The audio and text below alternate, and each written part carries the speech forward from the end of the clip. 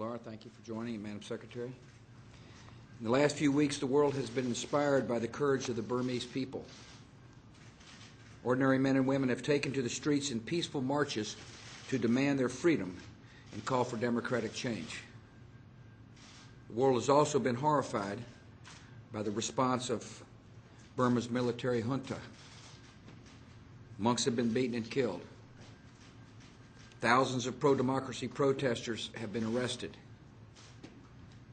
And Burma's dictator, Tuan Shwe, continues to hold captive the leader of Burma's largest democratic party, Aung San Suu Kyi. Burma's rulers continue to defy the world's just demands to stop their vicious persecution. They continue to dismiss calls to begin peaceful dialogue aimed at national reconciliation.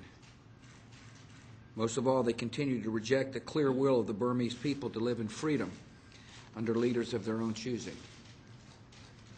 Last month, the United States tightened economic sanctions on the leaders of Burma's regime and imposed an expanded visa ban on those responsible for the most egregious violations of human rights, as well as their family members. The Treasury Department designated 14 top leaders of the Burmese regime for sanctions, including Tuan Shwe and his Deputy Vice Senior General Maung Aye. And the State Department added 260 names of Burmese officials and their family members to the visa ban list. In light of the ongoing atrocities by these men and their associates, the United States has today imposed additional sanctions. First, the Treasury Department has designated 11 more leaders of the Burmese junta for sanctions under existing authorities. Second, I've issued a new executive order that designates an additional 12 individuals and entities for sanctions.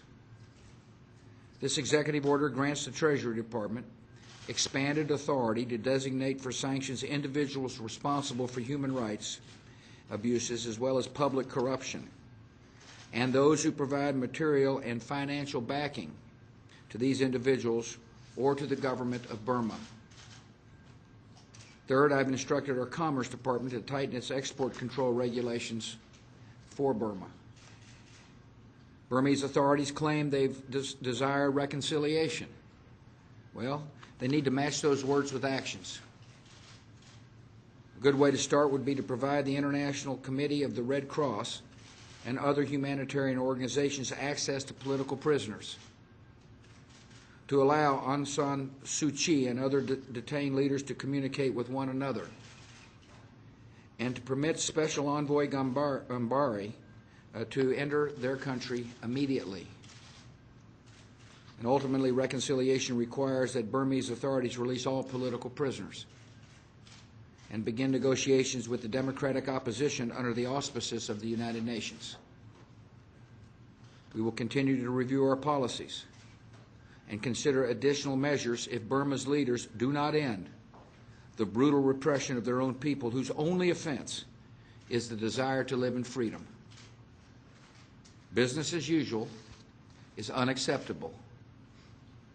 So I applaud the efforts of the European Union and nations like Australia that have announced targeted sanctions on the Burmese regime. I commend nations such as Japan that have curtailed their assistance to Burma in response to the atrocities. I appreciate nations such as Singapore and the Philippines and Indonesia who have spoken out against the atrocities. I ask other countries to review their own laws and policies, especially Burma's closest neighbors, China, India, and others in the region. People of Burma are showing great courage in the face of immense repression. They are appealing for our help. We must not turn a deaf ear to their cries.